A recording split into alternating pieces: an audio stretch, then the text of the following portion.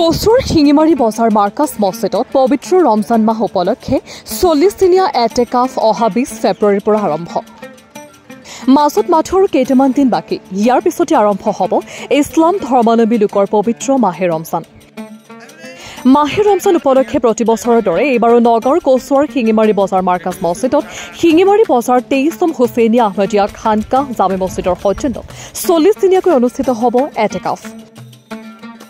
অহা 20 ফেব্ৰুৱাৰীৰ পৰা আৰম্ভ হ'ব 40দিনীয়া খানকাহ পবিত্ৰ ৰমজান মাহ উপলক্ষে যিসকল ইছলাম ধৰ্মপ্ৰাণ ব্যক্তিয়ে এটেকাফত অংশ ল'ব বিচাৰিছে অহা 20 ফেব্ৰুৱাৰী তাৰিখে মছজিদ প্ৰাংগণত উপস্থিত হ'বলৈ কমিটিৰ তৰফৰ পৰা আহ্বান জনাইছে। কচুৱাৰ পৰা গুলজাৰ হুছেইনৰ ৰিপৰ্ট, নেশ্যন টিভি।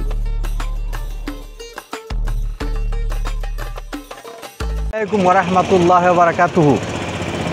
ইছলাম দৰদী ভাই বন্ধুসকল, অন্য বছৰৰ দৰে এইবাৰো আমাৰ নগাঁও জিলাৰ অন্তৰ্গত কচুৱা থানাৰ এলেকাৰ শিঙিমাৰী বজাৰ আঞ্চলিক জামে মছজিদত 40দিনীয়া এটেকাফৰ ব্যৱস্থা কৰা হৈছে।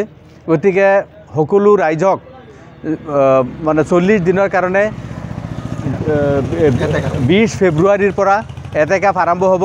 গতিকে প্ৰতিজনকে আমাৰ ইয়াত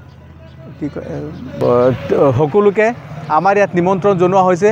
গতিকে যিসকলে এটেকাফত বহিম বুলি ভাবিছে তেওঁলোকে আমাৰ ইয়াত 20 ফেব্ৰুৱাৰীত আহি তেওঁলোকৰ নিজৰ বেডিং পত্ৰ সহ আহি যাবৰ কাৰণে জনোৱা হ'ল আৰু বাকীখিনি ব্যৱস্থা আমাৰ কমিটিৰ তৰফৰ পৰা কৰা হ'ব ইনশাআল্লাহ।